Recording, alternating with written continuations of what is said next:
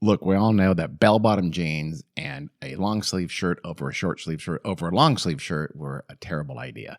Today, though, we're going to talk about some fashion trends that are just flat out crazy. On this episode of the Weird World Podcast. I don't want to do it like that. That's it. We'll just stop the crazy. We'll start the new one. It's okay? Just stop talking for a second. Oh, sorry. You were looking weird. Hi, welcome to the Weird World Podcast. My name's Carrie. I'm Dean. And Dean's going to tell us about something weird. Something different. I like to do these once in a while. Like we're doing like insane, horrific movies and television shows. Today, it's something like that, but with fashion. We're going to do... a subject on which Dean is an expert. I don't know anything about it. But, you know, there's just been...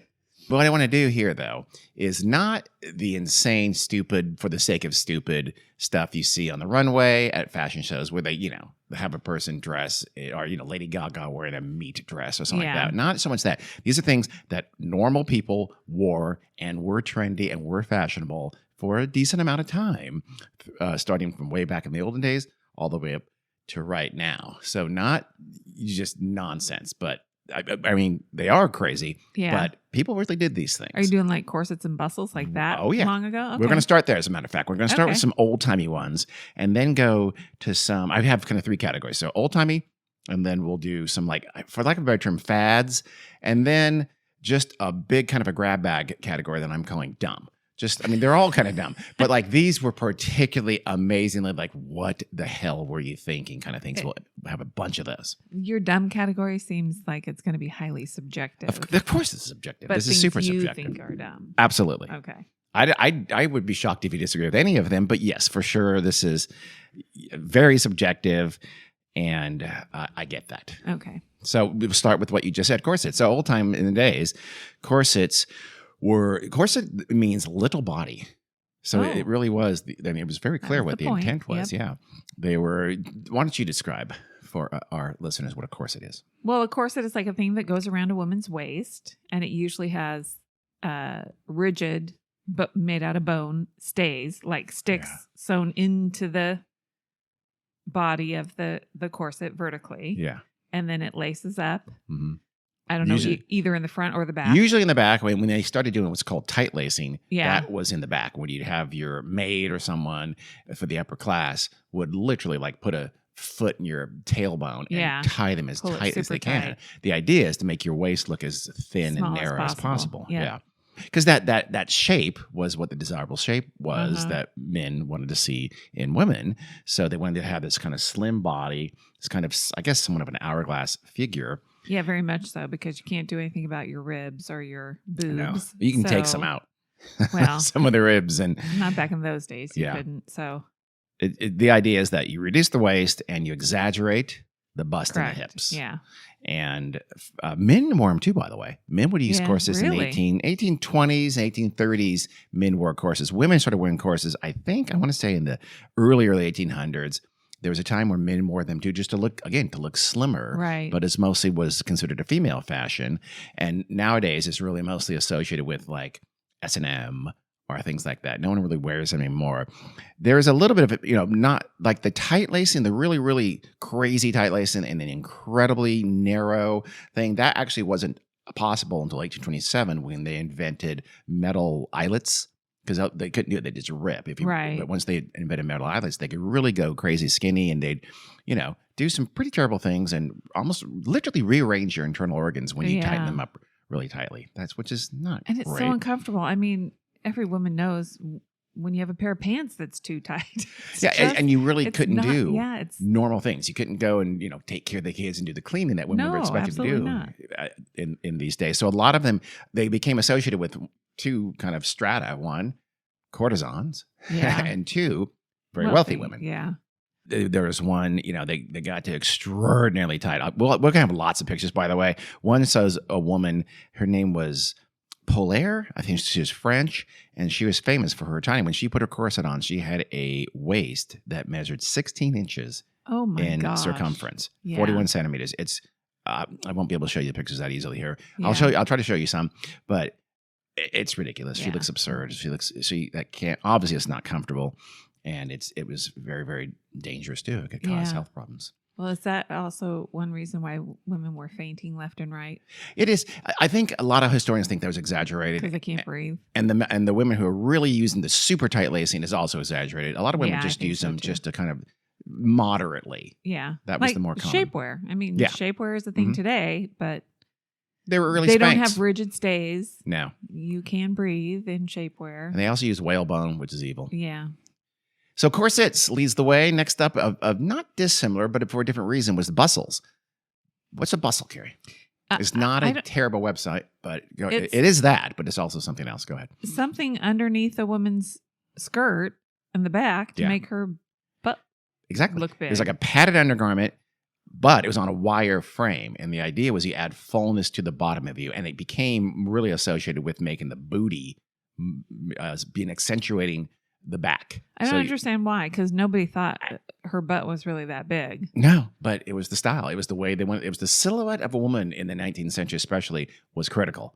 And in the late 1700s as well, that silhouette was what they were looking for. And the bustle helped make for a big, big booty. Corset would accentuate that as well. And they'd often, of course, be worn together. But the bustle was this big, wire frame, sometimes used of metal, that would be very wide around you. And one of the things it did was it allowed your long flowing skirt, which it became the fashion to have almost a train behind you, to actually keep that off the ground. Yeah, I've always thought it was like a pillow, because I know I've seen like even earlier.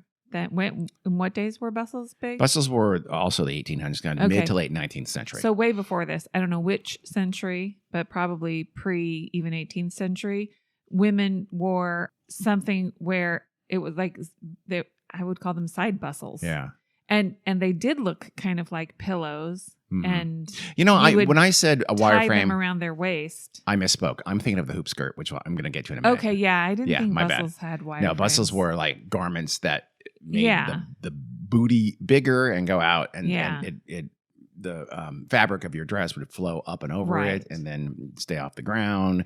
But they did. The idea was to accentuate what the desirable silhouette was. Back in our day, we bustled our wedding dresses.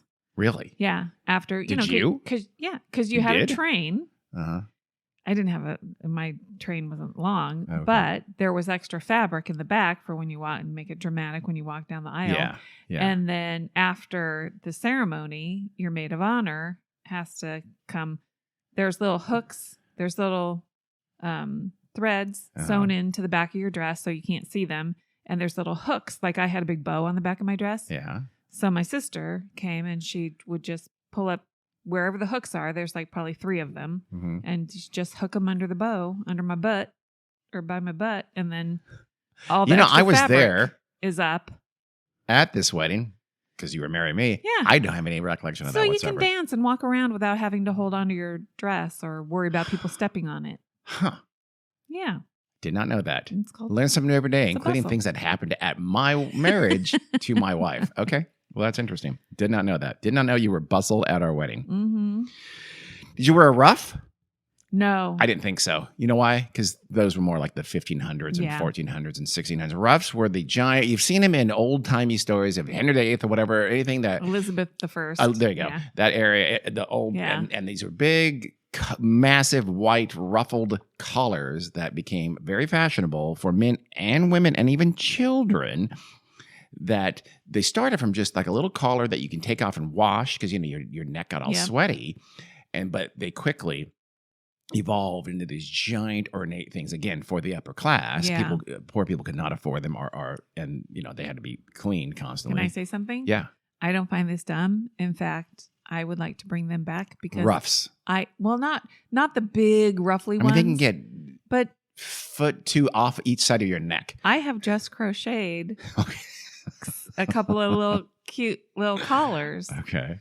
That, you put them on over whatever t-shirt or sweatshirt. They're real cute. And then you can take them off. Okay. All right. Okay. I Let's do it. Bring back ruffs. If you had told me that, I would have taken it out. I don't want to hurt your feelings. But I wouldn't call it a ruff. I'd just call it a collar. Well, these ones, especially as the 16th century wore on, the 1500s, they became really big and really ornate, and they were made of lace, but they were stiffened again, like with starch usually. Yeah. By the and they had fallen out of style by the end of the 1600s. They were gone, fallen out of fashion. Although I guess in Holland, in the Dutch Republic, they held on for the longest possible time. Yeah, I do associate big collars. Yeah. With Holland. Oh, really? Because they were into the 1700s in Holland, with everybody else in Spain and England and France had kind of gone away from it. Another one is shoes. Let's talk about shoes before we talk about hats. You know we're going to talk about hats, obviously. But shoes, there's a thing called a Krakow, which is a city in Poland. I don't know if they're named after that. It was a shoe style. I will show you a picture of this because they look like witch shoes. Super, super, super pointy in the front, narrow pointed in the front. Otherwise, they look like a leather shoe. And they're flat. And they're fairly flat, yeah. They look like dancing shoes. They do, except an exaggerated length and narrowness. And the picture I just showed you, they can get even longer than that. Really? Very long, gradual pointing. It was cut off. I couldn't see the toe. I couldn't see the point. But is it just straight? No, there wasn't anything in the way. It's straight. It wasn't on the screen. Is what.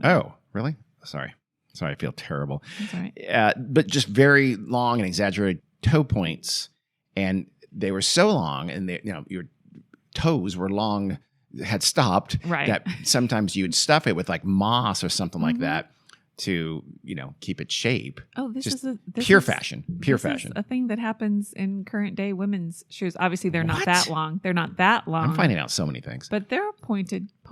Yeah, they are, but these were ridiculous. Again, like I said, they could be several inches in front of your toes. Yeah, they're not that bad. In the 40s and 50s, very pointy women's shoes. Yeah, but not that. Yeah, pointy shoes are phenomenally I hate dumb. them. All pointy shoes should be banned and outlawed. They're I'm terrible. not a fan. But I'm a fan of, as you know, is giant hats. Oh. I love giant hats. Giant hats with like things like birds and fruit and things like that. They really, I guess, by the late 1700s, when headdresses started becoming really kind of gigantic, and they were mainly because women's hairdos were, think of Marie Antoinette or something like that. You see the old timey hairdos with all the curls and the plaits and things like that. The hat would have to get bigger to, I don't know, because they did actually, weirdly though, also have some tiny little hat you'd put on the top of your pompadour. Yeah. But mainly they started wearing big hats and big bonnets and all kinds of styles. There's one when ballooning became something, then the Montgolfier brothers and an Italian named Vincenzo Lunardi became famous balloonists. They made hats that were big balloons on top of your head. And when the guillotine, before Napoleon, during the Reign of Terror, they were, some women would cut their hair really, really short, because they did that to you before you were beheaded. They would cut your hair short above your neck. So it didn't, why, I don't know, the thing could cut through hair. And so they would wear this hairstyle and then cover it with like these big sweeping embellished hats as well. And it became just very fashionable. Big hats, short hair became very fashionable during France at this time of the Reign of Terror. That's interesting. Very weird. Yeah. I mean, just almost like to commemorate the guillotine. I'm not sure. Or just remember people who had died by the guillotines, because lots did. And then, of course, the biggest thing was these wildflowers, like daisies were the first one, but big bouquets of violets, even branches with lilacs they'd put on the hat. Big feathers was a big thing. Of course, remember ostrich feathers and things like that. They'd go hunt these animals almost out of existence just to get the feathers for these hats. Huge droops, think anything you can imagine. Big sweeping, stiffened hats with all kinds of adornment. And the adornment as the 1800s, like the late 1800s, they became... that's when the feathers and the wings and even whole birds, they'd stick a dead bird on your hat. And you'd walk out the door. If big hats were still a thing today, this is a test on how well you know me. What would my big hat be?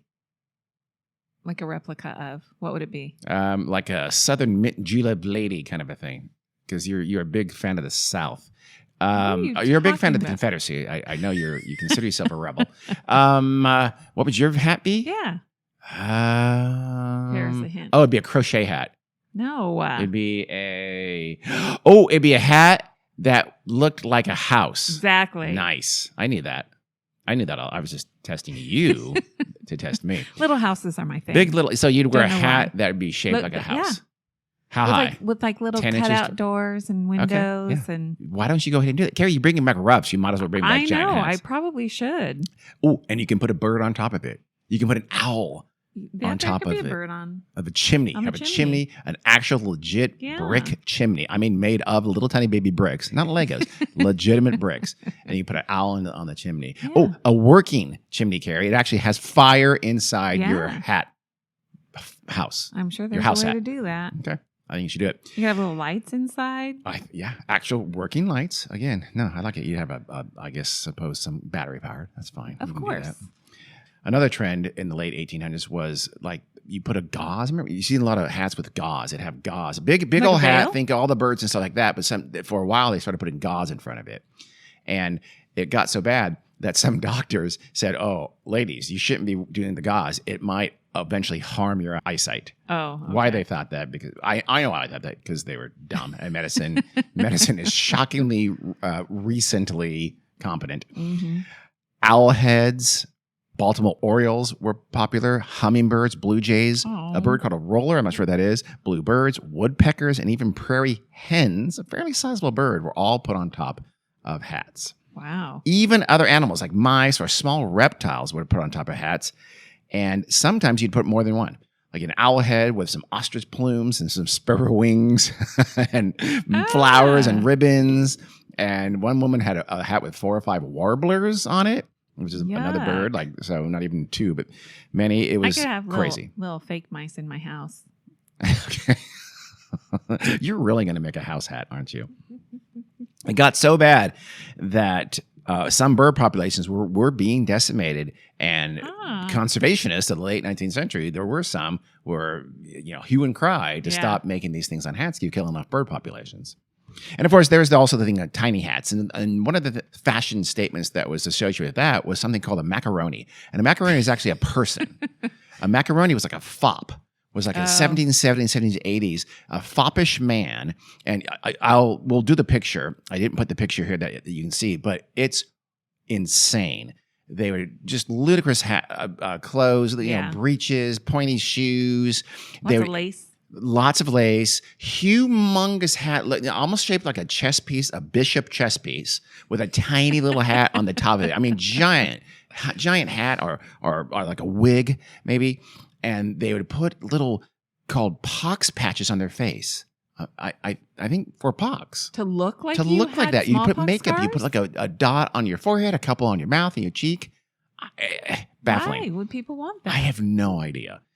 And usually you use powder to whiten your face as well, so they'd stand out. You would look sick. It was so weird. They put lipstick on. They'd rouge their lips and their cheeks. Yeah, and look clownish. Very really, clownish. Yeah. They'd put a bunch of rings on. They had manicured fingernails. These were human males. Yes. And very popular from the well-to-do class. Again. I've seen that in movies, and I never knew if it was real. Like Amadeus. Weren't there people like that? Oh, I think there Amadeus? were. Yeah. They look ludicrous. Yeah. Yeah. So those were big. Those are big. I should have said this for the hats, but there's another thing called zebolinos. And zebolino was very similar, but it was worn as a garment, essentially a whole dead animal, like a mink or something like that. You just wear it, like you'd belt it, or you just tie it to your waist. Women, this is a woman's thing. It was in the 15th and 16th century, and it started in Italy. And so like a sable pelt or a marten or something like that, the whole animal, they deboned it. Okay, But so it's just the pelt. But God, it looks just like the animal. Yeah. I mean, it doesn't have guts in it. I don't know if it had a skeleton in there or not. I've seen those. It in looks real like life. I have a picture. Well, you won't be able to see it that well, but it just looks like she has a big mink on her, tied to her waist as she's sitting there posing for a portrait. Yeah. I've seen them like in thrift stores. Terrifying. They Are they real? Feet. Yeah. They're still feet. Yeah, the whole animal. Stuff. I mean, it's everything. Yeah. The head, I'm sure the eyes were replaced. Yeah. But yeah. And then we have the hoop skirt. The hoop skirt was the big one I mentioned a minute ago, where you had the big metal framework that you put your skirt over. And apparently it was popular, like you stayed cool. So probably down in I don't know if this is true. I'm making this up. I'm guessing because it's in 1800s, but maybe warmer climate, down in southern Europe, I assume. But it was, you saw hoop skirts in America and Britain. Well, and they were very much in the South in America. That's so true. Is that why? Probably. It did allow you. Yeah. You had the little Were women going commando under their I'm skirts? sure they're wearing petticoats, but it's still cooler than the big, still gave you some flow, so a breeze under there to cool off your petticoats. I don't think it was their petticoats they were cooling off. Whoa, Carrie. Whoa. Don't play blue in the castle. So they got, and again, as fashions do, they go extreme. So they got huge and just super wide and ungainly. And they came back for prom dresses. Really? Uh-huh. They became real bell-shaped, and it was they were biggest in the second half of the 18th century. So that's our old-timey ones. We'll get some more old-timey ones in a minute when we do dumb, but that's our main old-timey ones. Go ahead. Is that where Southern Belle came from? I don't know. I don't think so. No, belle means good in French. Or beautiful or something like that, doesn't it? I don't know. I think it is. Not good. I think it's attractive. Yeah. Something like that. Fads are just, things that were, and I honestly, almost all of these, the dumb and fads could be interchangeable, but I thought I wanted to capture things that were very short-lived, although almost all the ones that I call dumb were short-lived too. So I think of the rest as kind of a certain one. We'll start here with calling them fads. And one of my favorites of all time is, of course, the Google Glass. Google Glass is one of the stupidest things to ever be invented. It was by Google, of course, which has done nothing right since their browser. But that's not fashion. I think it is, because I wanted to talk about it because I hate it. So I shoehorned it in here. But it's not. The first one that in mid-2011 weighed 8 pounds. Oh my gosh. 3.6 kilograms. But in 2013, they're lighter. They're maybe like a tiny bit heavier than a pair of sunglasses by the time they're really, out there for the public. And that was maybe like April 2013.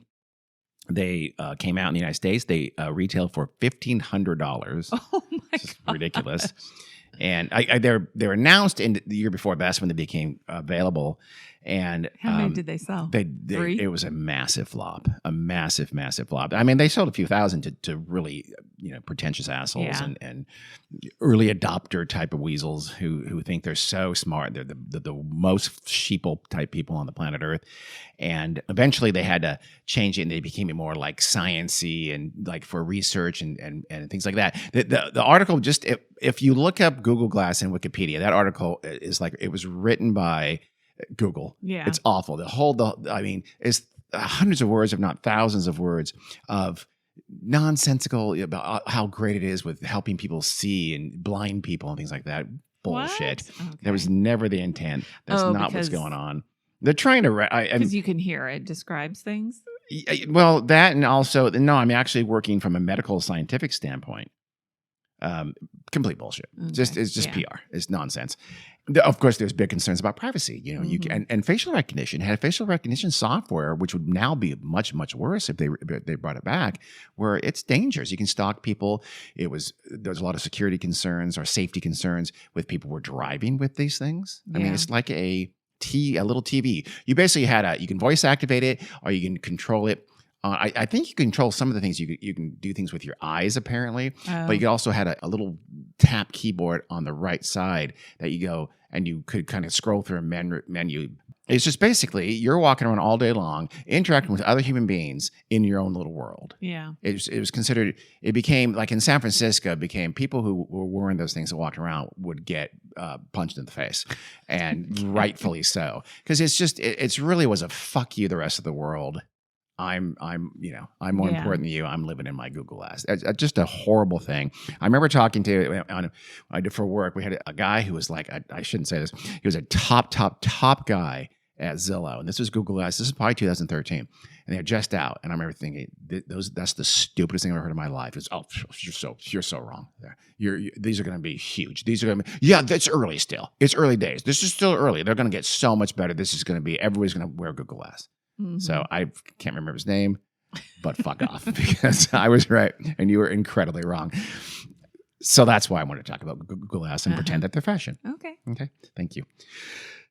One of my favorites, I know one of your favorites from the 80s, massive shoulder pads. Oh, yeah. Massive shoulder on everything. Women and men. Men's suits, massive shoulder pads. Yeah. Women's sweaters are also suits. Even more massive shoulder pads. Mm-hmm. I mean, everyone looked like a football player. Yeah. You could fall down and not hurt yourself. Yep. I had a really pretty floral blazer, just cotton fabric with big old shoulder pads. I think I remember that. Yeah. It's cute. I remember having a blazer for a long time. So like, didn't shoulder pads kind of start to come back too very, very recently? Yeah, I think so. Are they, is it dying? I don't know. This is where we need Emma here. Yeah. Are they still a thing? I don't know. Or is it already receding? If it did, it didn't seem to last very long. Yeah, I don't know. I've seen some things where like I've even seen like T-shirts with shoulder pads. Really? Not huge ones though, little ones. Yeah. When I say something, I mean, people, again, if people, for our younger audience members in the 80s, people wore shoulder pads. It was routine. It was on a lot of garments, and they got ludicrously large. It made no sense whatsoever. Did it help the line or something? Was there any, is it just a fashion thing, right? Let's put shoulder pads on everything? You know, if you have broader shoulders, it makes your waist and your hips look smaller. Well, see, the thing I read. It's a silhouette said kind that of thing again. The author of the thing I read said, I'm a broad-shouldered woman. We don't want that. What did people like me do then? Just not do it. She was too young to have been there. She wasn't old enough in the 80s. But she's like, did broad-shouldered women like me skip out on this trend? Because it looks horrible. It makes it look even worse or bad. Sorry. Nothing wrong with a broad-shouldered woman. Yeah. But she's saying this is a terrible idea for broad-shouldered women. Well, probably not, because then they just look like they're in fashion. I don't know. But it got ridiculous. Yeah. Like all fashion things, it got ridiculous. And you know what's but it went away. It was around for a few years. You know what has been around for even longer and is amazing that's been around for this long and is still a major thing is, of course, Crocs. The ugliest footwear humanly possible to conceive. Absolutely hideous. I'm sure they are comfortable, but that's not good enough. We've got to do better. I was going to say America, but no, world. Because aren't they from Australia? Australian? I don't know. Oh, I don't know where they're from either. I have no problem with Crocs. I know you don't. We're not going to agree on everything. No. I'm aware of that. Yeah. I hate them. Here's my thing about shoes. For decades, I had to wear uncomfortable, fashionable shoes as a woman. And fuck off, male women shoe designers. I hate you all. Yeah. And you should. You should be better. My goal in life is comfortable shoes. I agree. I don't care if they're ugly. If they're comfortable, I will wear them. I have a pair of hideous, ugly shoes that... Oh, you for sure do. They're brown that I bought recently in the last couple of months from Costco, of all places. Those things are comfortable. Yeah, but Crocs... I don't care. Okay, but there you go. You can buy comfortable shoes that aren't Crocs, because Crocs are like purposely ugly. They're pretty gruesome. I've never had a pair of Crocs, but... I've never had a pair. Yeah. Aren't they really expensive too? Genuine Crocs? I'm sure there are... I think it's been around long enough where there are knockoffs, right? Oh, sure. Okay. I mean, for seemingly what they are and the materials they're made of foam. And stuff, yeah. It's foam. They probably cost $1.13 per pair to make, and that retails for $50 or $60 or $100. Well, I don't think they're that expensive. I don't know. I think they're like 40-ish. I don't know. I have no idea. But you know, people get little doodads that you stick inside the holes, like little pins or whatever, to decorate them. You know, of different frogs or flamingos. I don't know, but so to make them even uglier, you can spend probably a small fortune on the little. They have a name. I don't know what it is to go on Croc tops. I have no idea.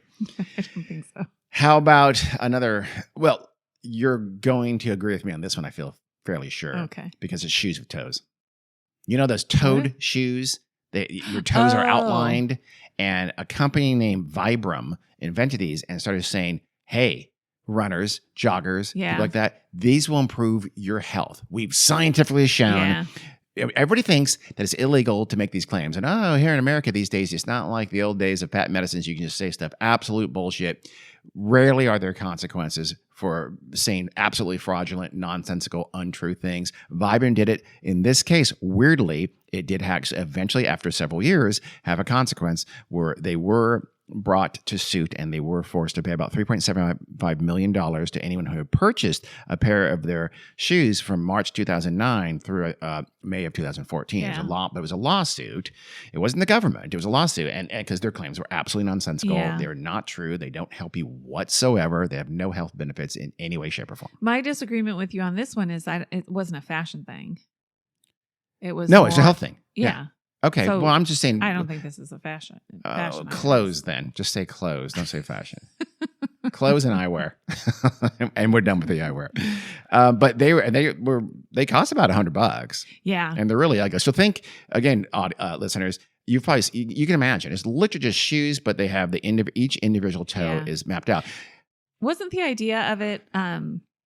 like didn't for a while like runner people thought that you really should be running barefoot because that's how Yes. man is supposed to be in the wild or whatever. Yeah. And so that was I think there's part to of it make it more barefoot, which is also not true. Yeah. That's absolutely not true. That's There's nothing kind of wrong what with I support. Actually, I'm going my memory here, but I remember reading about that at the time. And the more dangerous thing is to go back and forth. It's like one or the other. Oh, really? Yeah. I could be wrong. Huh. I bought some That's my memory. shoes with, they don't have individual toes for the feet, but it is a little bit more molded like Yeah. two toes. Oh, really? Well, okay. Like molded to where how your toes are. Like a camel toe. And I'm saying that I'm dead serious. There were camel-toed shoes that looked like a hoof. Oh, no. A cloven hoof that were popular for a very short time. Mine are, I will never wear them outside, and they're only for when I use the rowing machine. Okay. And they're kind of barefooty. Do you ever have any camel-toe shoes? No, Camel-toe boots? I've never heard of that. I'll do some. We'll put some pictures on it. It's even got one of the pair even has fur. They don't always did, but they'd have a single indent. So like between your big toe and the rest of your toes? I think so, yeah. That would be uncomfortable. Like. Yeah. Are you going to talk about toed socks? No, but you can. Remember that was the thing. I think I do remember started that. Like around in the 70s. Yeah. And they were often rainbow. Like each toe was a different color. Before rainbow was rainbow. Yeah. They became a big thing in the 70s.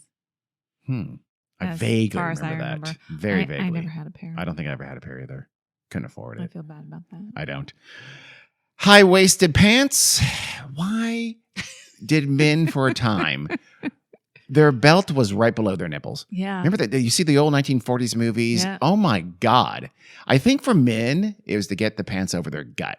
So you didn't tie the belt in the middle of your gut and you had your gut flopping over your belt, things like that. Oh. I think. And but slim men wore them because like it was that. fashion. That's why. But I think the people who set that fashion were, what's his name? Fred Mertz. Yeah. The Fred Mertzes of the world. And you have people like that, the doughy guys who had, a gut. I think, I suspect, I'm guessing. I don't know if that's true or not. Yeah. But women, of course, wear it because but it does get extraordinarily high sometimes. And that's still the fashion, isn't it? High-waisted pants? Yeah. Our natural waist is higher than men's. Exactly. And men typically wear their pants lower on their hips than women do. That's why men wear belts. Which is why I mean for this to really be men's high-waisted pants. That was a fashion thing. It didn't make any sense. Yeah. And it went away. Well, a female fashion thing about waisted pants were paper bag waists. And it kind of comes and goes, and I like it. Paper bag waist? Paper bag waist. Waist. It's where there's a lot of fabric above the belt, and you have to belt it. Yeah, I've seen that. Because it's big, and you belt it, and then there's an excess of fabric on top of the belt that flaps out like think about a paper bag that you squeeze it around. Hence the name. Yeah. Love it. I like paper bag waist. Okay. I'll take your word for it. JNCO. Should I write this down for JNCO Christmas, wore paper bag waist pants on from the Animaniacs. Okay. JNCO Warner. Uh-huh. To use his full name. JNCO, Wacko, and Dot. We just call him JNCO. Super cute. Yeah, for sure. You mean the fashion or JNCO? Both. Yeah.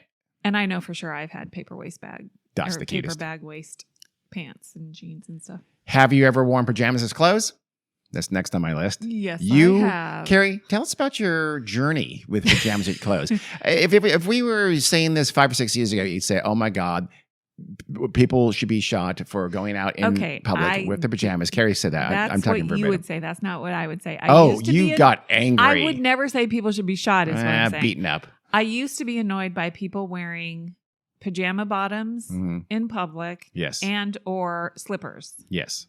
But yes, I have taken a journey, and now I don't give a shit what anybody wears. If you, like I said, my main goal in life is to be comfortable. If you're comfortable, wear it. I don't care. I'm sure I've worn pajamas. You've grown as a person. Public. Yes. Have you?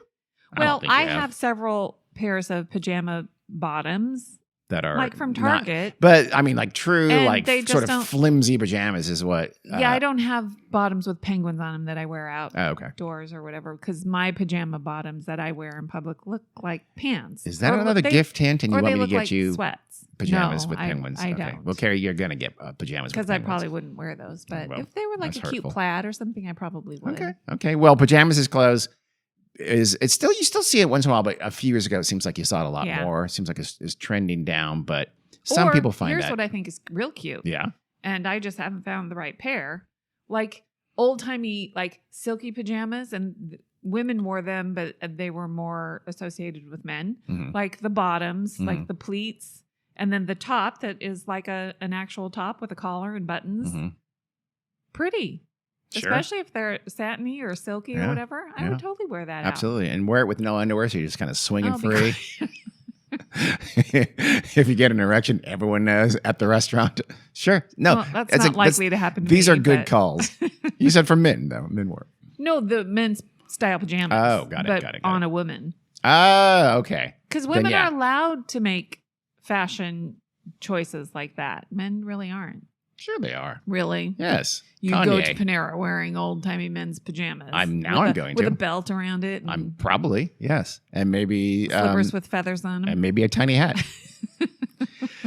I know you'll agree with me on this one as the next ridiculous fashion trend for a time that is actually, I think, fairly popular now, but it's clothing made out of crochet. That's ridiculous. It's hideous. It's awful. Agree? Absolutely not. I do that just for you. I know. Carrie, as we all know, is a crochetaholic. Yeah. She's Granny a- squares have come back with a vengeance. So people wear, you have to be a little careful because there's lots of big holes in crochet. They usually aren't tight. So there's gaps in crochet, right? Uh-huh. So you got to be a little careful what you put on and what you have under it, don't you? Well, yes. Often just saying. it's an outer garment. It's a sweater that you wear over something Not else. always, though. But if you're, yeah, you could have a cute crochet dress with lots of big holes in it. You just wear a slip dress underneath. Well, wait till I get to some toward the end. They were not wearing slip dresses or anything of like course. that underneath. And in the 60s and 70s. Oh, even much more recent than that. Yeah. We'll Well, get to of that. course, We'll get to yeah. that. How about in the 90s? I remember Jack remembered these, and although he was too young, they really fell out of fashion by the early 2000s. It's something called, I don't know if I'm saying this right, it's JNCO jeans, JNCO, but the JNCO is like an acronym. And but I think not in familiar. one source I saw they sort of put in parentheses JNCO. So I think that's how it's pronounced.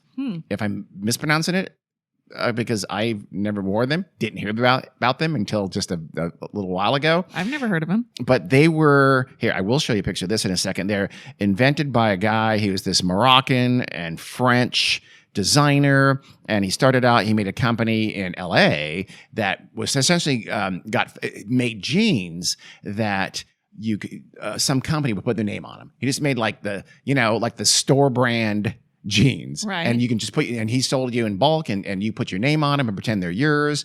And his genius, the way he got successful, was because most of that was being done overseas. Yeah. And it took months to get him here. He can get you a big batch of jeans in 8 weeks with his big factory in Los Angeles. It's closed now. There's no textile anymore, but this is one of the last gasps of American textile.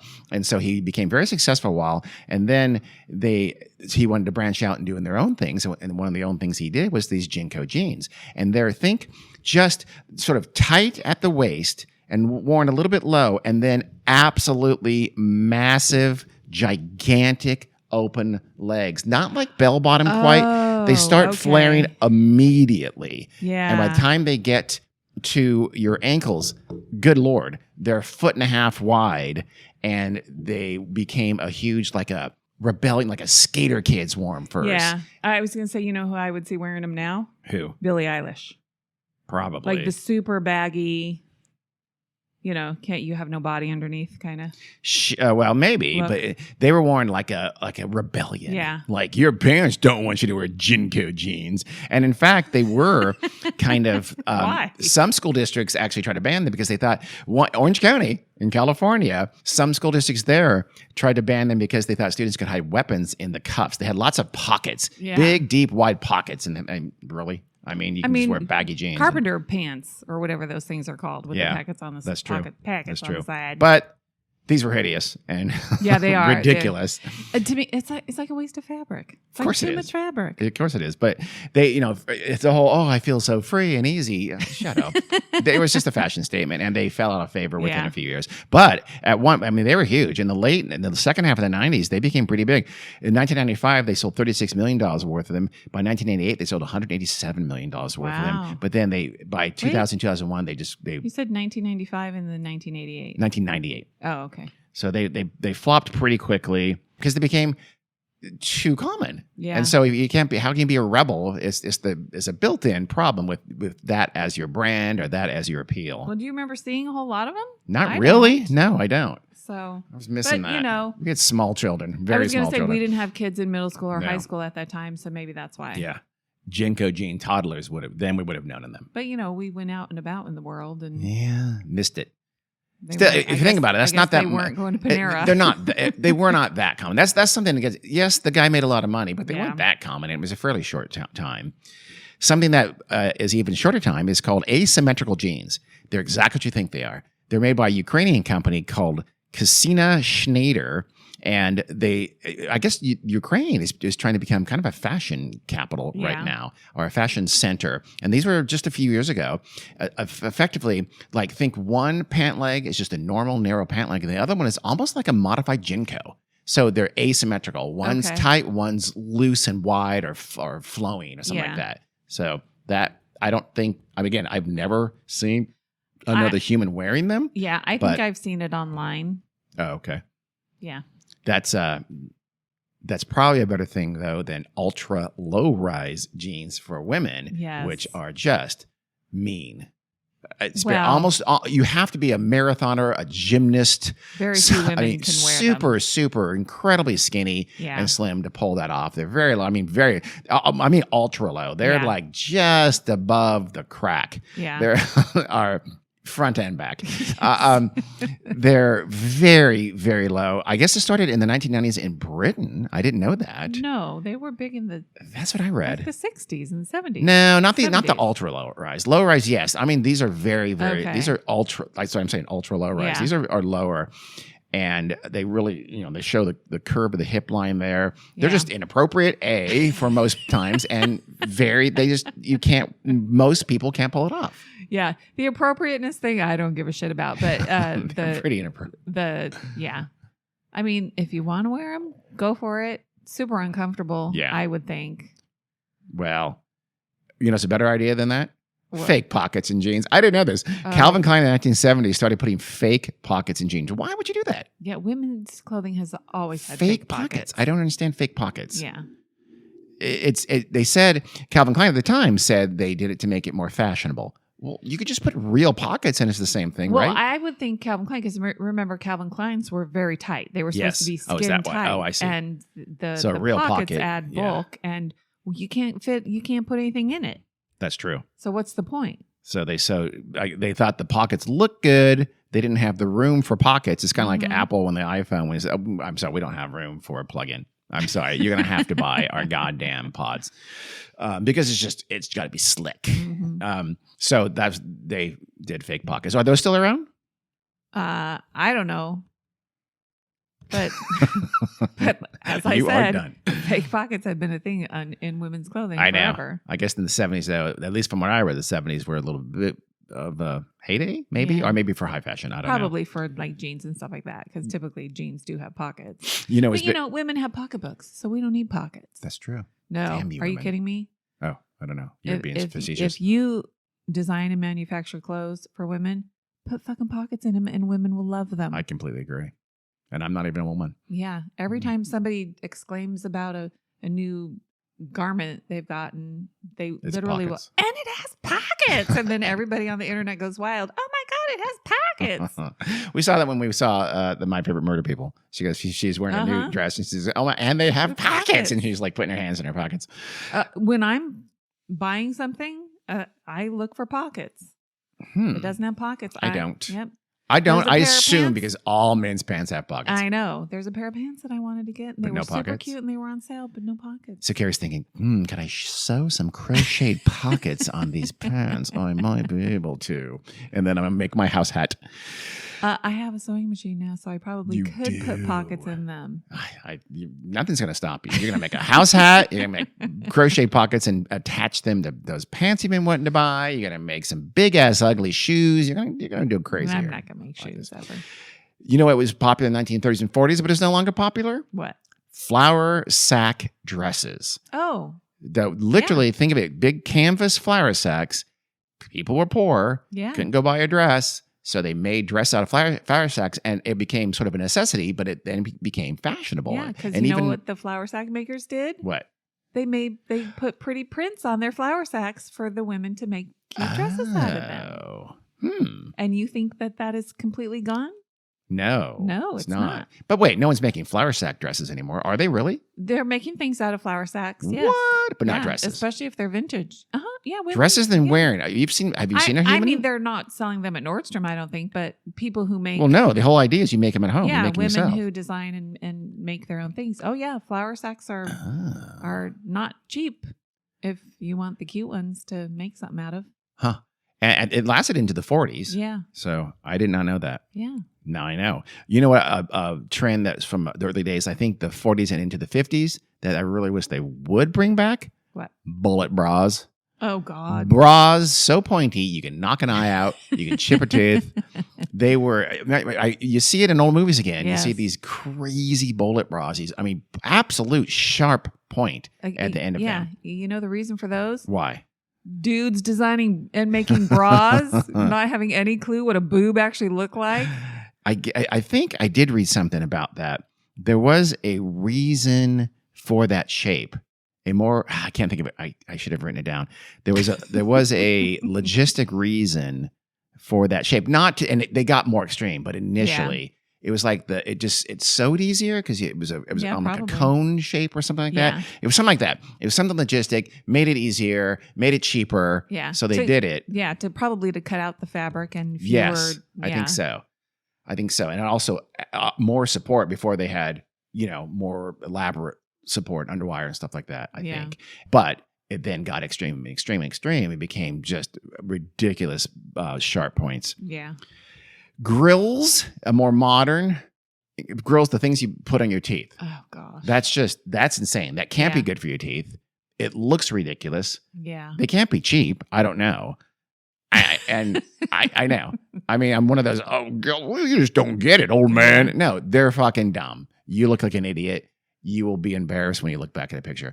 Just like I do when I look at my prom picture with my long hair, part in the middle, I looked ludicrous. That's you with a fucking grill. Are you not going to mention the powder blue tux with a ruffle? The powder blue tux with ruffle would still nail it today, Carrie. It bombing. Yeah, I mean, the grill thing is it's a cultural thing. It's not made for us. I don't care. I'm not gonna just because I'm white, I'm not gonna back down from that. They're fucking dumb. Period. End of discussion. I mean, I don't care. They just are. They look ridiculous. They're such a dumb thing to do.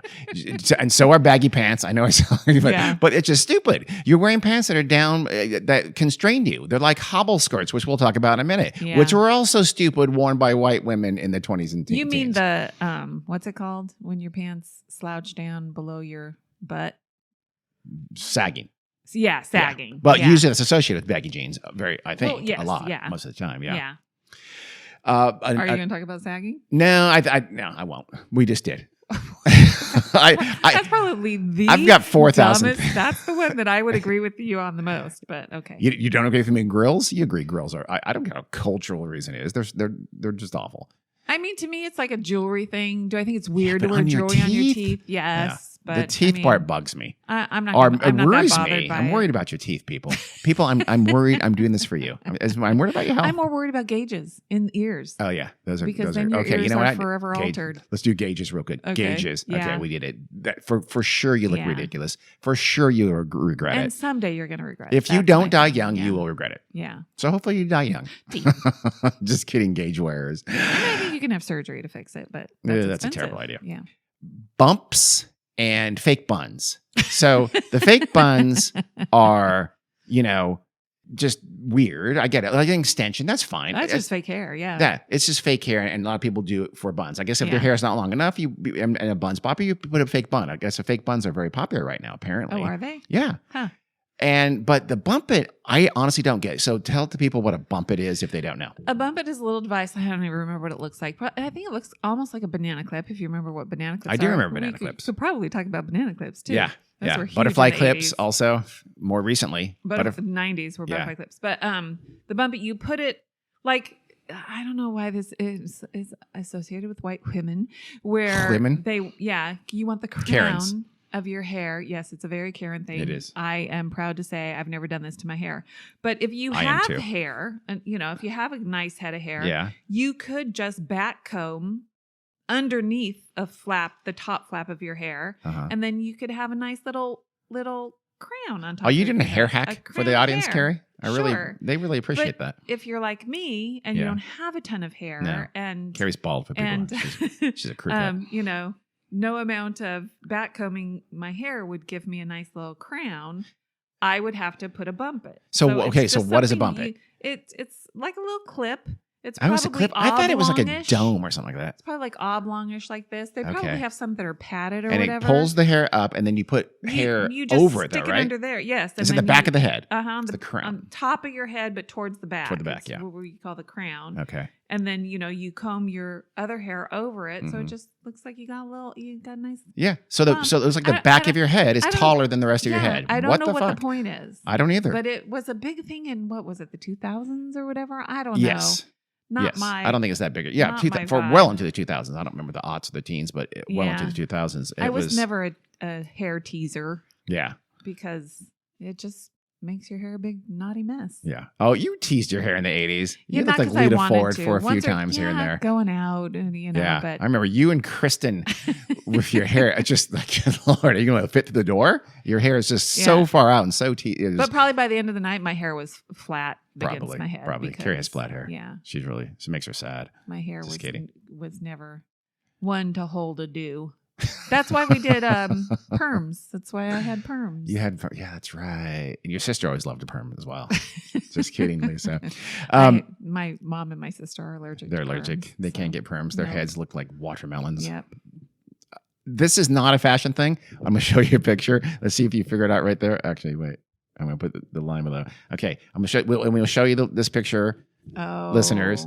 Is a picture. It's a guy's shirt. He's a cool dude. I'm sure he's having an IPA as we speak. He has a big scruffy beard, and the shirt says dope, and it says dope all over. Everywhere it says dope, dope, dope, dope, dope, dope, all over the shirt, right? Yeah. The headline is, his shirt meant to say dope, but now I only see pedo. Because PEDO is the end of one, the beginning of the other. So this dude's shirt that says dope says pedo, pedo, pedo, pedo, pedo. Oh, that's pedo, funny. Pedo. There was an article in, oh, good Lord, it was a website called, something Panda. And it had all Board these. Panda? What is it called? Board Panda? Yes, it was on Board Panda, and it had like 50 like just these hilarious fashion fails. Some of them were very funny. That was one of my favorite. One was the thing that said Jim GYM hair, and said, and I don't care. So the shirt was supposed to be Jim hair. I don't care because you're at the gym. You just think, but the GYM looks exactly like CUM. Because the font is that. The font, you have to show that cursive, so, come here. I don't care. I know the font that it must have been. Oh, it was awesome. That picture that you showed me of the guy in the shirt. The pedo. You know what the fashion trend I thought you were going to be talking about? What? Was the big old fucking beards that guys. Yeah, the big old beard. Yeah. Is hilarious. But yeah, the beard thing, the looking like Seth Rogen, but with a much big scruffy beard. Big scruffy beards are still around. They seem to be fading out a little bit now, though. You know what I associate it with? What? Stupid baseball players. That was one of the early on. You And saw a lot of baseball players. See them. You still do some, but not as much as it was. James Harden too. It's called the beard. He's famous for having a big scruffy beard. He's a basketball player. I don't like it. Well, that's good because I don't like it either. I'm not gonna do it. I mean, I imagine if you're eating, you have some crumbs in there. You can get mold in there. I think birds could nest in there. That's been known to happen. So it requires a lot of grooming and upkeep. It probably does. Or you're a slob. Yeah. One or the other. So now we're on dumb ones. And one of the ones I know you disagree with me on this, but hear me out, is actually I think it's a great idea. It's called Garanimals. What were Garanimals, Carrie? Garanimals were children's clothing. Mm-hmm. And they were coordinated by animals. So a mom could go into Sears and they could coordinate their children's outfits by finding a zebra top. We'll go with zebra pants. Well, the idea was that you bought everything. You bought zebra top, zebra pants, giraffe. Mhm. You know, and your kids, the idea was let for your the kids? kid pick their outfit.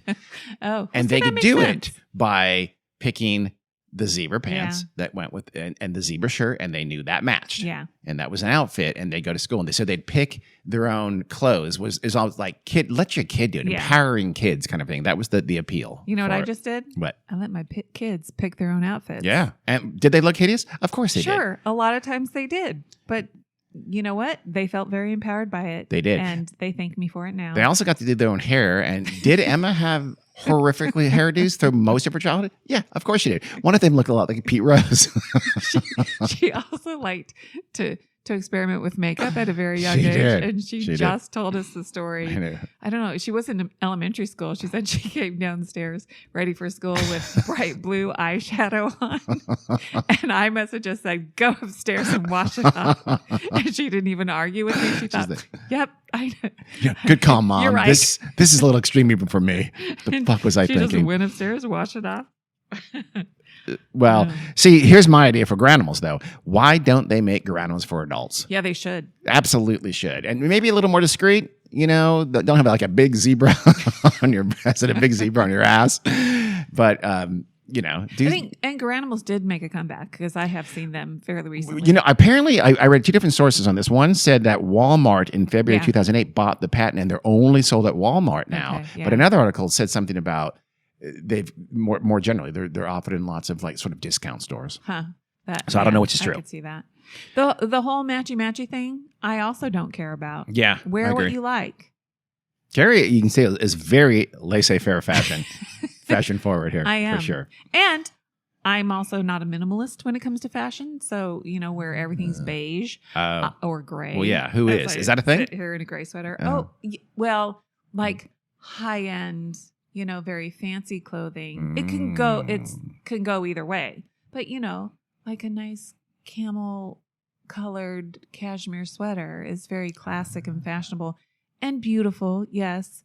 But now wearing wacky patterns against, you know, mismatched colors, mismatched patterns, like one of our daughters, Erin, Yes. this is something that she would do. And when I was younger, I wouldn't have been caught dead Yeah. mixing plaid with a floral. Yeah. But It's funny you say that. now it's like it's cool and cute. One of the articles I read was taught we had some of this, of course, again, this is super subjective.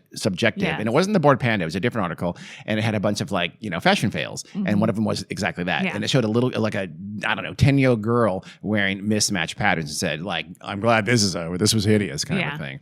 I don't, Carrie. It's not over. Carrie says no. Carrie says, A, it's not over. B, shut the hell up. Yeah.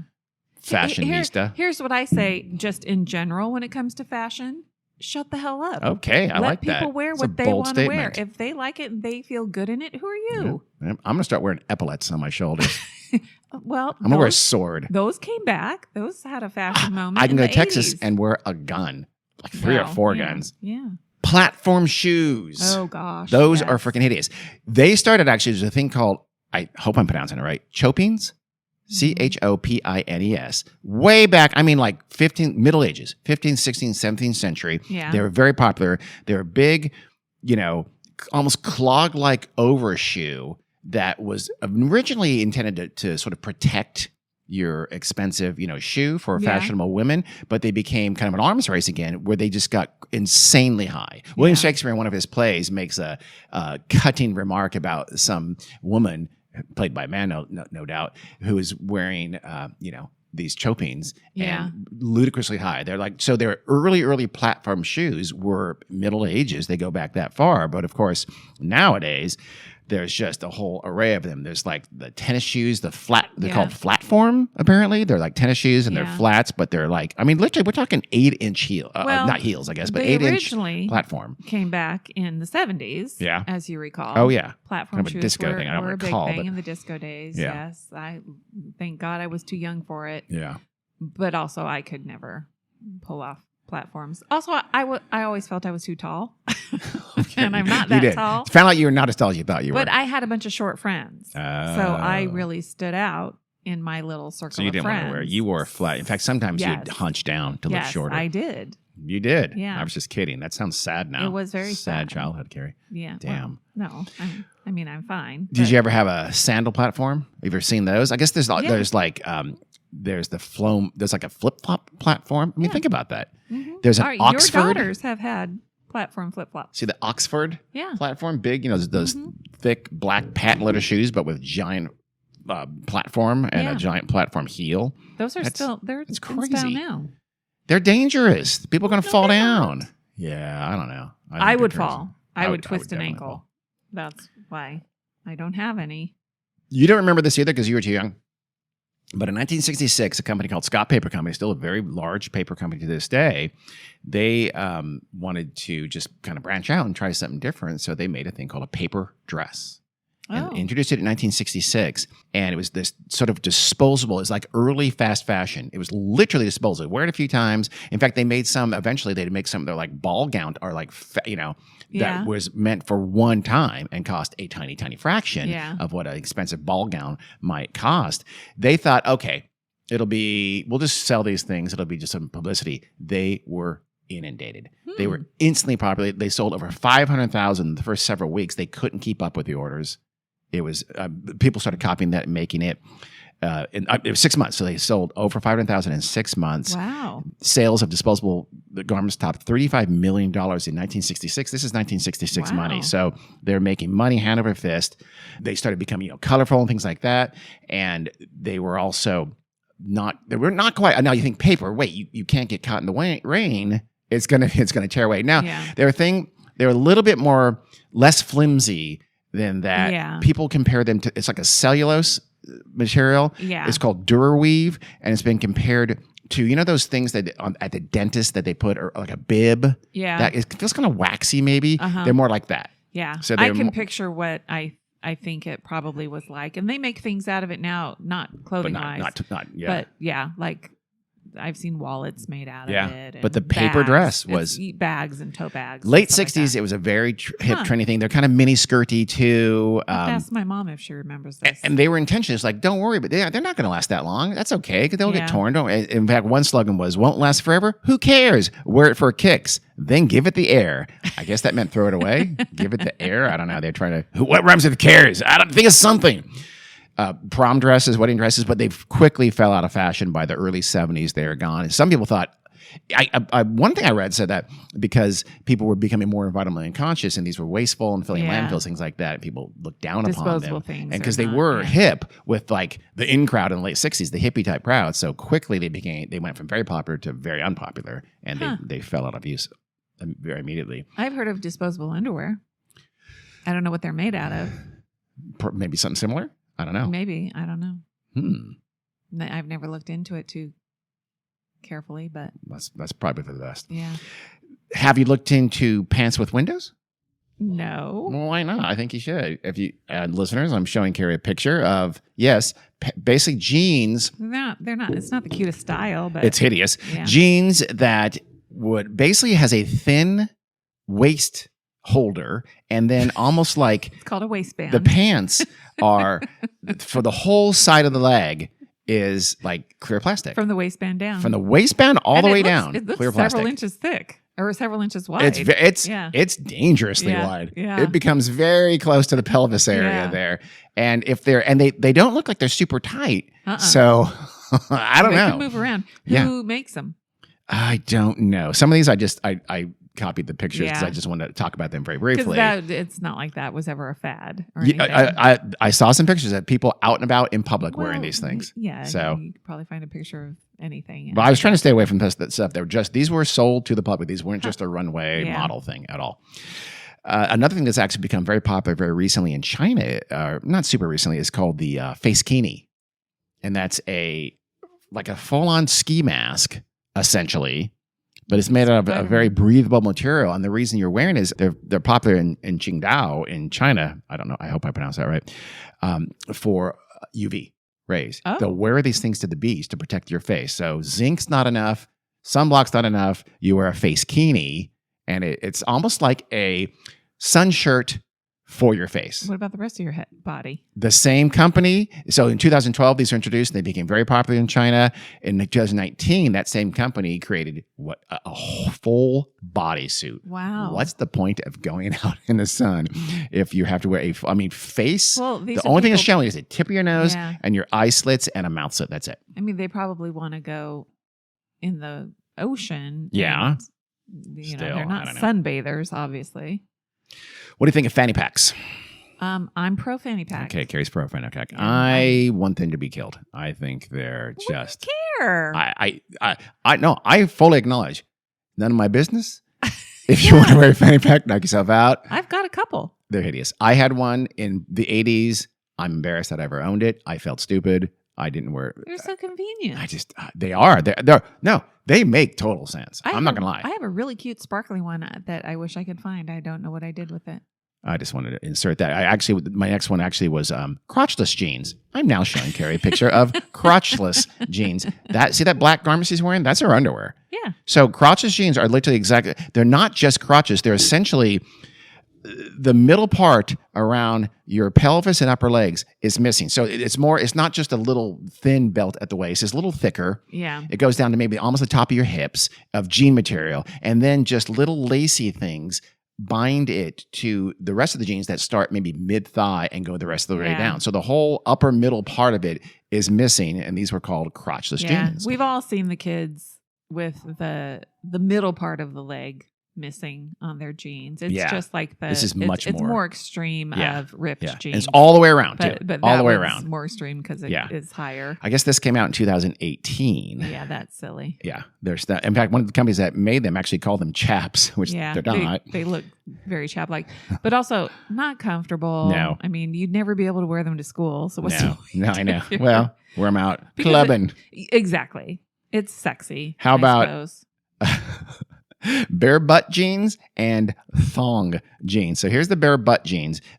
I'm not kidding. And you can see crack.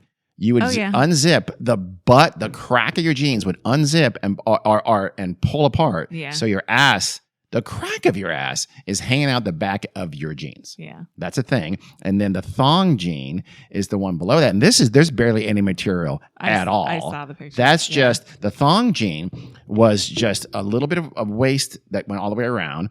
And then and pockets that are completely exposed because there's no material whatsoever, and just kind of a thin strip along the sides, and then a thong up your ass crack in the back. Yeah, those are more extreme, but extreme cutoff jeans were a thing with the white pockets hanging way down. Yeah, because that's they true. were, and your butt cheeks hanging out the back. I don't know if these that's were taking it several steps further. And I honestly don't. This one I don't know if it was sold to the general public or if it's just a fashion thing. I don't know. Yeah, I don't know. I like to think I've never seen them in stores. I feel like they should come back. Yeah. I'm thinking about getting some myself. I think I could pull it off. Do you remember double jeans? No. It's not like you have a pair of jeans and then starting about hip level, it's another pair of jeans over your jeans. So it's two jeans. It's literally jeans over jeans. But the jeans, like the second pair. The waistband starts down there? Yes, exactly. It's like a regular waist pair of jeans, and then almost like a super, super, super ultra low rise pair of jeans. Sagging over a pair of jeans. Yeah, kind of. Instead of a pair of gym shorts. But they're a single garment. Yeah, that's not. It's fucking weird. It's not cute, but whatever. They're very strange. There was another jeans. A similar thing is a double polo shirt, where it's just like a polo shirt. Literally one garment, a polo shirt over a polo shirt. Yeah. You have two collars. You have two, I think even the ends of the sleeves show two kind of things. Back in the 80s, the preppies had to wear two polo shirts. Remember when that was a thing? I don't remember that. So you could pop the collar and you I remember could the have pop another collar. Oh. Yeah, they wore two of them. So, I don't remember. Yeah. That must have, I don't remember. It's like a Dickie. It's like wearing but Dickies is on Dickies. I'll go to Dickies now. Dickies is my next one. What the fuck are Dickies? So tell people what Dickies are. A Dickie is like if say you want to wear a sweater, like a pullover sweater, and have you often wear a shirt with a collar underneath, but say it's a little bit warm, so you don't want to wear two shirts. Yeah. A Dickie is just the collar and maybe a little bit down to top of your chest. Yeah. To keep it on. So keep it on and show so that even if it's a V-neck, It shows Yeah. shirt, but it's showing your dickie. The Right. rest of your shirt isn't But there. there's no body and there's no sleeves. Freaking weird. Very Oh. weird. I don't get it. And so Just you wear get a shirt. You get bro, the look. Bro, Well, just wear a shirt. nowadays they sell the collar sewn into the sweater, so you don't Also terrible. even have to wear a dickie. I don't like them. I'm baffled. They still sell dickies. Here's one of the biggest things about looking up things on browsers, looking up things. Everything you get the return, especially on Google, is to buy them. So I'm trying like dickies, and I got tons and tons and tons of buying dickies. I don't want to buy them. I want to make fun of them.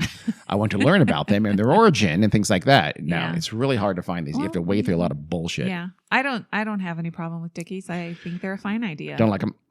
Do you not like them? Do you like hobble skirts? What? Hobble skirts? I don't know. Skirts that had literally they essentially tied and they clenched at the bottom below the knees. Oh, yeah. Absolutely crazy. Yeah. They were kind of a replacement for petticoats for some reason. And so they were kind of in the 1910s, 1920s, they were thought it was like freeing for women. They're almost like a reaction to petticoats. So you didn't have to wear the petticoats, but you better not have your dress come up. So you hobbled your dress below the knees and tied them together very tightly. So you had to walk like a penguin. Yeah. And it got so bad that they had to make public transit had to make their steps lower because women couldn't couldn't lift their knee high enough to get in there. It's like a mermaid dress. Oh, is that? I've never heard of that. Skirt. Okay, these days, I'll take your word for it. But kind of popular, like with wedding dresses and stuff. Is it that tight? Goes, I mean, they walk like literally your legs are way. You're hobbling. You're just little baby steps. Yeah. Wow. But it's lower, because it would be on a long gown, and so it would gather more towards your ankles. Seems pretty dumb. Yeah, it's not. Again, Carrie's idea is go ahead and wear what you want. Not my favorite silhouette. I'm still kind of dumb. I never would have worn a mermaid. Is it okay if people wear sunshades? I'm sorry. Is it okay if people wear shutter shades? Oh, I don't know. Wrestler, I'll show you in a second. They were introduced by a wrestler named Macho Man Randy the Macho Man, professional wrestler.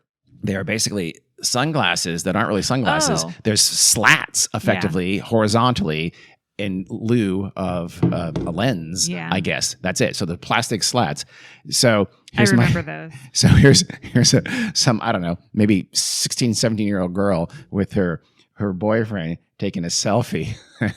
She's got the shutter shades on, and he is the gooberest motherfucker in the history of humankind. He thinks he's sticking his tongue out, closing one eye, thinking he's just nailing it in this selfie.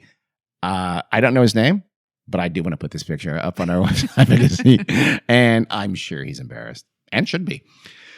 No, he shouldn't be. Oh, he really should. You saw the look in his face. How about if you wore this? Should you be embarrassed? I don't know what that is. A completely transparent sun visor. Yeah. Sun visor where the visor part is completely transparent. Yeah. Usually they're colored plastic. This one's not. How funny. It by definition defeats the anything. entire purpose of it. In fact, it's made with that clear plastic that can act as a magnifying glass and make your face even hotter. You can burn your face with this stupid thing. Do you agree people should be going outdoors with Uggs on their feet? Because I don't. Well, of course they should be run over by buses.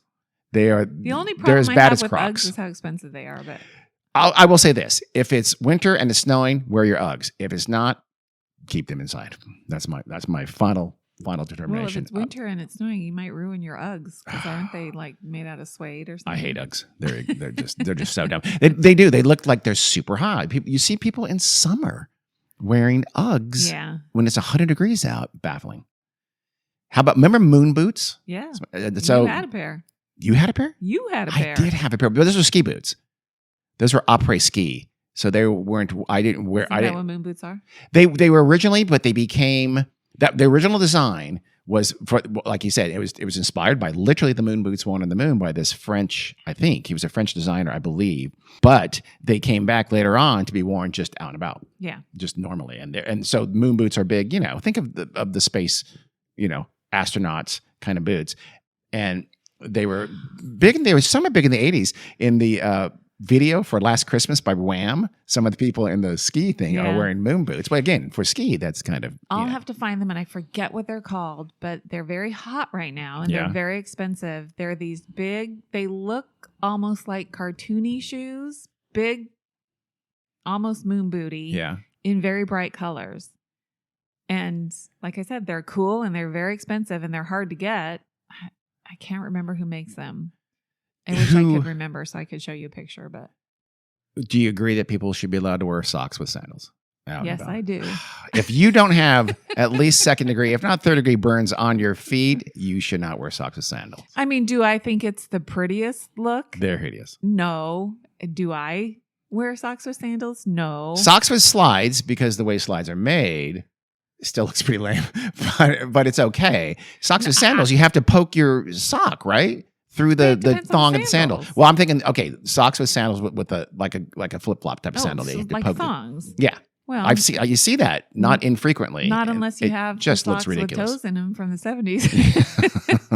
If you have toed socks, fine. Knock yourself out. But otherwise, socks with sandals looks pretty lame. Also, that seems like a cultural thing to me because that feels very Asian. What is? Socks with sandals? I don't know. Thongs is it? with socks on. Oh, is it? Okay. Uh-huh. I don't know. I haven't noticed. I don't know. I don't see color. High heels.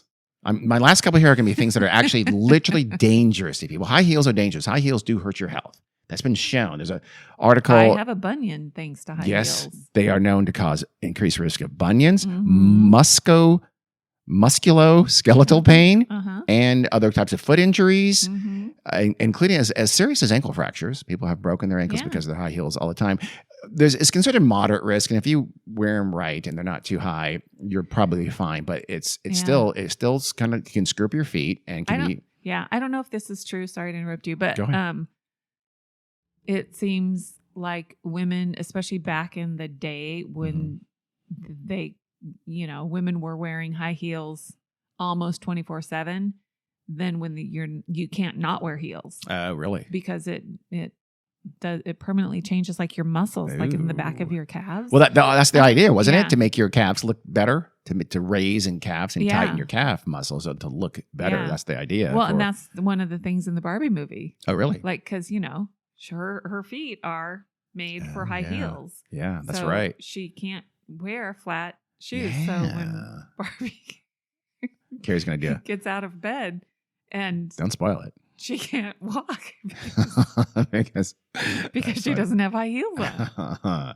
They're dangerous, but it's more dangerous? Radium and lead makeup. Both of those items were used extensively for makeup, basically to complexion. For lead, it was, I think, for your complexion, but it was very common. And I mean, we still are pretty. The Romans figured out that lead pipes were dangerous and were killing people. Yeah. The Romans, and we've used lead pipes up until almost the modern now. I mean, that's what's happening in Flint was those lead pipes. That's insane that we've forgotten about that. The radium thing. Oh, we didn't forget. Well, you're right. Because Beverly Hills hasn't had lead pipes in a long time. The radium though was just, you didn't know. I mean, Marie Curie is walking around with radium in her pocket, literally. And so people started using radium to make their face almost like glow. Like it gave a sheen and a glow. So it became a popular thing, I think, in the teens and 20s, if I read it right. Wow. It was radium-based makeup. It did have negative consequences, just like the Radium Girls episode. I don't remember. Yeah. But it didn't last super long, but for quite a while, women were wearing radium-based makeup. Earlier than that, have you heard of the color called Scheele's green? No. It was a dye. Oh, yes, I have. Here's a picture of it. It's a beautiful tint of green. Yeah. It's quite lovely. You're not talking about makeup anymore. No, it's not makeup anymore. Why, were you going to say something about makeup? No, when I said no, because I thought it was in the makeup context. Now, oh, no. Scheele's green was for clothes. It was a dye for clothes. Unfortunately, one of its primary ingredients was arsenic. Yeah. And it could leach into your skin, and it could cause... also in wallpaper and stuff. Oh, was it really? Mm-hmm. In the Scheele's green, people were wearing it directly against the skin for over 100 years, and no one has any idea how many people it killed, but for sure it caused serious health problems because it was a beautiful shade of green. Yeah. And it is a beautiful shade of green. Mm-hmm. But our last one, the all-time biggest killer of them all is crinolines. Have you heard of crinolines? Crinolines? Sorry. Slips? Slips and petticoats, essentially. They're kind of like petticoats. And they were designed to hold a skirt like a petticoat and hold it and shape it, right? To maintain its shape. Just make your skirt a little puffy. Puffy, okay. Mm-hmm. They were big in the 19th century. By the 1850s, They were the norm. They were Yeah, used yeah. also with hoop skirts. They were used into the 20th century. They were stiffened again with whalebone or something called gutta percha, which I think is like a rubber, I think. And natural rubber was used to make them as well and to give them shape. They got so big. They got as big as 5.5 to 6. You think I'm going to say feet, don't you? I'm not. I'm going to say yards. 5.5 to 6 yards. That's 5 to 5.5 meters. Yeah. I mean, just massive. Yeah. Huge. And so they were typically they cause problems of moving around, especially in any kind of a crowded situation. But the other thing about them is that they were unbelievably flammable. Oh. Lots of people were dying because of wearing crinoline by like standing next to the oven or something like that. It happened here, or the fireplace. So it happened here and there. The London Times covered a story of a 14-year-old kitchen maid named Margaret Davy in 1863.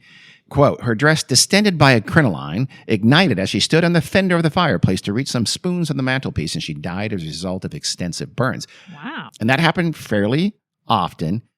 In 1863, in Santiago, Chile, at the Church of the Company of Jesus, they were having a big ball for all the glitterati of Santiago in 1863, and a fire started on some woman's crinoline and then burst, and it was a crowded dance, like a ball. Yeah. And one of the exits got kind of semi-blocked because women are blocked completely because women in these giant things essentially has blocked it, and they couldn't get through. And I think it had only one other exit, but people weren't aware of it or something like that. Yeah.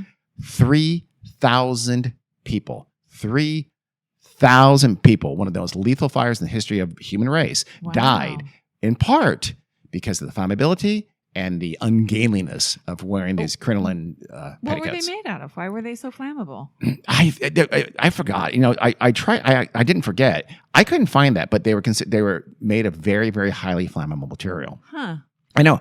I think it was the chemicals they used to treat them to stiffen them, I believe. Oh, okay. I didn't read this, but I'm guessing it was some kind of petroleum based or something. But they were very flammable. So that woman I told about, that girl, that Margaret Davy who died, her crinoline was just near the oven, and it went up in flames, and they were so flammable that the crinoline part would just burst into flames and burn immediately, and so it could spread really easily. Wow. In this instance in Chile, it was a combo because they were so ungainly and so flammable that it killed.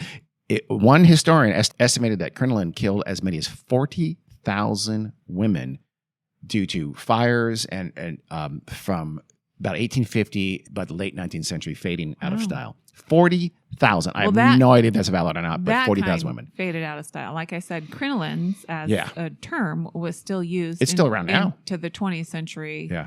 When I associate it with like the 50s and early 60s where women had really full skirts. Like think of like a poodle skirt. Like that kind of thing. Yeah. And they weren't stiff or anything. It was just like a very full slip. Yeah. And they often had like lacy ruffles or something sewn on the surface of it to give it more volume. These were gigantic, wide, and stiffer. And I think they used agents to stiffen them that were flammable. Well, they learned their lesson. Yes, they did. They're also ungainly. I'll end with a better story than the one in Chile, where they were known to get women into sometimes some compromising positions and situations because they were just really hard to walk. And so some Duchess of Manchester, her name is Louisa, in 1859, you know what a stile is? A stile is like a gate. And so she was going to go over the stile. God knows why she didn't have someone open it. I guess they couldn't. So she's out in the countryside with a group, a large party. Yeah. And she's going to hop over the stile. The crinoline got caught and she fell down. And everyone saw her... Everything under the crinoline? Everything under her scarlet drawers were there for the entire company to see. She's a duchess because of her crinoline caused her to show off her nethers. Yeah. So that's a little more, I thought I'd end that instead of the fire story of 3,000 people dying in Chile. Good thing she wasn't going commando under there. That would have been true. Even more That would have been quite scandalous indeed. So that is our review of crazy clothes and fashion. I know I've left out dozens. Well, I've probably included too many, but if you have some others favorites, tell us. Give us an email or on social media and tell us what your favorite insane, nutty fashion trend or fad or style was. There's many, many more. I believe it or not, I left many out Well, from this obviously. massive hour and a half deep dive into insane fashion.